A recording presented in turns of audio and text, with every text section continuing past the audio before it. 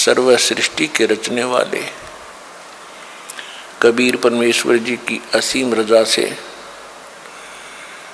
आप परमात्मा की चंद पुण्यात्माएं परमेश्वर की महिमा सुनने के लिए उपस्थित हुए।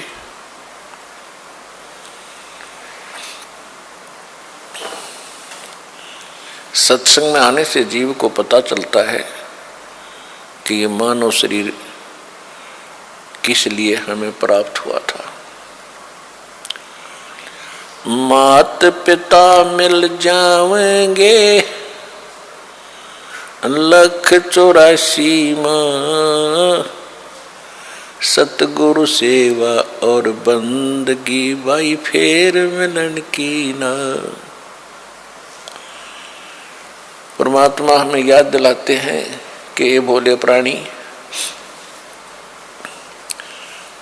माता पिता संतान संपत्ति परिवार तो तुझे माता पिता संतान कहते ये अन्य प्राणियों के शरीरों में भी प्राप्त हो जाएगी, क्योंकि हमने अपने मनुष्य जीवन का उद्देश्य इतना ही मान रखा है। जब तक हम सत्संग नहीं सुनते, यथार्थ ज्ञान हमें प्राप्त नहीं होता, हम अपने कुटुंब और माता पिता इस परिवार के ही सभी परंपराओं में मर्यादाओं में अपना निर्वाह करके इनका पालन करके बड़े गर्व की बात समझते रहे। तो परमात्मा याद दिलाते हैं कि ये माता पिता तो आपको पशु बनोगे, पक्षी बनोगे, कुत्ते बनोगे वहाँ माता पिता मिलेंगे, गधे बनोगे वहाँ भी माता पिता मिल जाएंगे, लेकिन मनुष्य जीवन के अंदर ही आप सतगुरु सेवा और भक्ति प्राप्त कर सकते हो। तो सत्संग में आने से प्राणी को ज्ञान होता है कि मनुष्य जीवन का उद्देश्य क्या है। कहते हैं सतगुरु के दरबार में जाइयो बारंबार, बोली वस्तु लखा देवे है सतगुरु दातार। जब तक हम सत्संग में नहीं आते, हम परमात्मा को भूल चुके होते हैं। कभी आपत्ति आती है तो हम याद कर लेते हैं, और जब आपत्ति टल जाती है तो हम केवल बकवाद याद करते हैं, जो मनुष्य जीवन का कोई उद्देश्य भी नहीं होता, वो विषय भी नहीं होता। तो क्या बताते हैं परमात्मा, भाई दुख में सुमरण सब करे, सुख में करे ना कोई, जय सुख में सुमरण करे तो दुख कहूँ को होवे। कबीर सुख में सिमरण किया नहीं, दुख में करते याद, कहे कबीरता दास की कौन सुने फरियाद। मानुष जन्म पाए कर जय नहीं रटे हरि नाम, जैसे कुआ जल बिना बनवाया क्या काम। मानुष जन्म दुर्लभ है ये मिले न बारंबार, तरवर से पत्ता टूट गिरे वो बोर न लगता डर। राम रटत दारिद्र भलो, राम रटत निर्धन भलो, टूटी घर की छान, वो सुंदर मैल किस काम के, जहाँ भक्ति नहीं भगवान। राम रटत कोढ़ी भलो, चू चू पड़े जो चाम, वो सुंदर शरीर किस काम का, जा मुख नाही नाम। कबीर जिव्या तो वाहे भली, जो रटे हरि नाम, नहीं तो काट के फेंक दियो, ये मुख में बोलो ना चाम।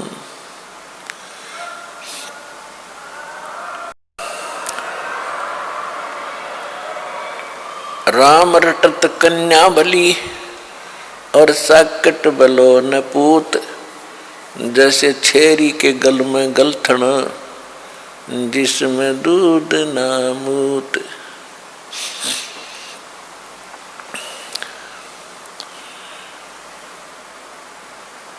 परमात्मा कहते हैं कि ये प्राणी आपत्ति के समय परमात्मा को याद करते हैं। सुख होता है जो भगवान को भूल जाते हैं। यदि सुख में भी भगवान को आप याद करोगे तो आपत्ति नहीं आएंगी। फिर कितना महत्व बताया है भगवान की भक्ति का, कि मनुष्य जीवन ये बार बार प्राप्त नहीं होगा। एक बार आपके हाथ से ये छूट गया तो ऐसे समझो जैसे वृक्ष से पत्ता टूट के गिर जाता है, पुनः स्थापित नहीं हो सकता। फिर क्या बताते हैं कि बिना भक्ति के ये प्राणी जब संसार छोड़कर जाता है, अंत समय में इसको सारे जीवन में जो जोड़ा था, इकट्ठा किया था और जो परिवार बना था, वो बहुत याद आता है। सारा जीवन परिवार के पोषण में, दुनिया के शोषण में और अपने कोठी बंगले बनाने में खो दिया। चलते समय जब इसको पता चलता है कि सारा कुछ तेरा यहीं रह गया, अब तू जा रहा है अकेला, ना कोई परिवार का सदस्य तेरे साथ है, तो उस समय की सतिथि बताते हैं कि पछाड़ खा खा रोएगी ये आत्मा जब तू चल लेगी अकेली। कहते टक्कर मार मार कर, डकरा डकरा कर रोती है ये आत्मा जब यम के दूत इसको घसीट कर ले जा रहे होते। इसका सारा कुछ यहीं रह जाता है जो सारे जीवन में इसने जोड़ा था, जिसको ये आत्मा माने हुए था। तो परमात्मा याद दिलाते हैं कि काया तेरी है नहीं, ये माया कहां से हो, और चरण कमल में ध्यान रखो इन दोनों को खो। जब तेरा बॉडी नहीं है, बोले आत्मा, तेरा शरीर ही तेरा नहीं है, ये कोठी बंगले कार और ये बैंक बैलेंस बना लग रहा बोंदू, ये तेरे कैसे हो सकते हैं? तेरा क्या है? तेरा है भक्ति जो सीमंत तू कर रहा है, और तेरा है जो हाथ से छोड़ दिया, दान कर दिया। दान भी कहते हैं सुपात्र को करे, गलत स्थान पर किया हुआ दान भी व्यर्थ होता है। गुरु बिन माला फेरते देते दान, गुरु बिन दोनों निष्फल हैं, चाहे पूछो वेद पुराण। परमात्मा कहते हैं चिड़ी चोंच भर ले गई, नदी न घट्यो नीर, दान दिए धन घटे नहीं, न्यू कह रे साहिब कबीर। देते को हर देत है जहां तहां से आन, अन देवा मांगत फिरो फिर साहिब सुने ना कान। परमात्मा कहते हैं धर्म तो दसके नहीं, ये दसके तीनों लोग, खैरायत में खैर है भाई कीजिए आत्मपोख। तो मनुष्य जीवन के आपके साथ जो मनुष्य जीवन में संग्रह करोगे, ये धन है जो आपका आपके साथ जाओगा। कबीर सब जग निर्धना, धनवंता ना कोई, धनवंता सो जानियो जिस पर राम नाम धन होवे। कि सारा संसार निर्धन है, जिसके पास सत्य भक्ति जो राम का नाम का धन है, यानी सच्चे मंत्रों की कमाई जो है राम नाम का धन होता है। वो एक धनवान है। बाकी संसारिक संपत्ति, भौतिक जिसके पास संपत्ति है उसको अध्यात्म मार्ग में धनी नहीं माना जाता। फिर क्या बताते हैं कबीर, राम रटत निर्धन भलो और टूटी घर की छान है, वो सुंदर महल किस काम के जहां भक्ति नहीं भगवान। पुण्यात्माओं, आज परमात्मा के बच्चे जिनको दीक्षा प्राप्त हो चुकी है, उसके परिवार के अंदर एक मिनी आश्रम बन गया। ऐसा स्थान बनाया जाता है जहाँ भगवान के स्वरूप को रखते हैं, जहाँ परमात्मा की ज्योति जलाई जाती है। सभी उठकर वहाँ प्रणाम करते हैं। सुबह और शाम दोपहर को भगवान की चर्चा चलती है, रमैणी होती है, आरती होती है, सुबह के नित्यनेम होते हैं। फिर दिन में जब भी टाइम लगता है, कोई मंत्र कर रहा है, कोई सिमरन सतनाम का कर रहा है, तो कितना माहौल बदल गया ना। उसमें बकवाद बतलावा, वो नो बोला, वो नो बोला, उसका नाश होगा, उनका ऐसे नुकसान होने वाला है, वो ऐसे गलती करते हैं। तो इस तरह की बकवादें बतला के उस परिवार, उस घर के अंदर हम ये कुविचार छोड़ देते थे। फिर वो कुविचार हमारे मस्तिष्क में टकराते रहते थे, हमें डिस्टर्ब रखते थे, शांति नहीं होने देते हैं। और जब परमात्मा की महिमा और अमृतवाणी जब स्टार्ट होती है तो कुविचार ऊपर चले जाते हैं और सुविचार उस घर में धीरे धीरे स्थापित होने लग जाते हैं। फिर घर में शांति शुरू हो जाती है। ये तरीका है। अब कहीं भी परमात्मा की चर्चा नहीं। सुबह उठते या तो न्यूज़पेपर पढ़ देंगे जिनमें कोरी झूठ बकवाद भर रखी होती है, समाचार पत्र, या टीवी चलाएंगे, समाचार सुन लेते हैं, सारे दिन बकवाद गड़े, या फिर फिल्म देखेंगे। तो जब तक प्राणी के पूर्व जन्म के शुभ संस्कार चलते हैं तब तक वो कुछ भी करता रहे, और सपने में भी भगवान याद ना करो, उसको सारे सुख मिल रहे होते हैं। तो संसार ये देखता रहता है, भगत भी डिस्टर्ब हो जाते हैं कि हम भक्ति भी कर रहे हैं, हमें आपत्तियों का फिर भी कोई ना कोई सामना करना पड़ जाता है। और दूसरा व्यक्ति सारा दिन बकवाद करते हैं, शराब पीते हैं, ताश खेलते हैं, राजनीति में बड़े रहते हैं, और कोई भी बुरे काम की कोई टाल नहीं उनके, और वो फिर भी सुखी है।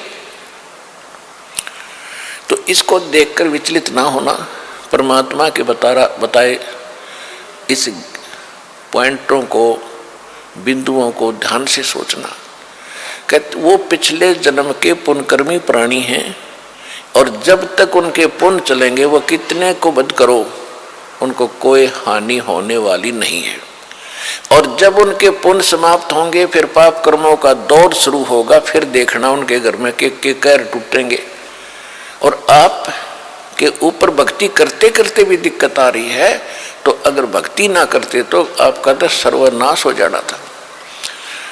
विचार कीजिए, जैसे आप जी ने सर्दी के मौसम में कंबल ले रखा है या स्वेटर पहन रखी है और सर्दी फिर भी लग रही है, तो ये ना सोचना कि आप उस स्वेटर ने आपका बचाव नहीं कर रखा। अब जैसे यहाँ भक्त कई कहते हैं जी हमने पाठ भी करवा लिया, जोत भी बोल दी, चौथी हाजरी भी लग गई, अभी तक हमें कोई विशेष लाभ नहीं हो पा रहा। ये तो हो ही नहीं सकता कि जब आप इतना कर्म कर रहे हो भक्ति का तो कोई लाभ ना हो। ये तो आपकी अनजान सोच है, बालक बुद्धि है। अब जैसे सर्दी का मौसम है, किसी ने स्वेटर पहन ली और फिर भी उसको सर्दी लग रही है, तो ये ना सोचना कि स्वेटर ने अपना काम ना कर रखा। स्वेटर अपना काम कर रही है, लेकिन सर्दी अधिक है तो उसके लिए जर्सी और पहन ले ऊपर के, और उसके बाद भी सर्दी महसूस हो रही है तो कंबल ओढ़ ले। यानी ये नहीं है कि ये कहना कि मैंने जर्सी भी पहन ली फिर भी सर्दी का लग रही हाथ पैरों को। तो ये तो अनजान व्यक्ति कहेगा जिसने इस प्रोसेस का पता नहीं, भगवान के मार्ग का ज्ञान नहीं। तो जो आप पुण्य कर रहे हो और विधिवत कर रहे हो, पूरी विधि यहाँ पर प्राप्त है। गुरु जी के बिना दान करना व्यर्थ है, आप जी को सतगुरु मिले, आप जी को विधि मिली है, आपको पूर्ण परमात्मा मिला है, पूर्ण परमात्मा का मार्ग मिला, सत भक्ति मिली है, और फिर आप साधनाएं सही कर रहे हो, तो आप ये ना सोचना कि आपको लाभ नहीं हो रहा, आपके पाप कर्मों की सर्दी घनी है।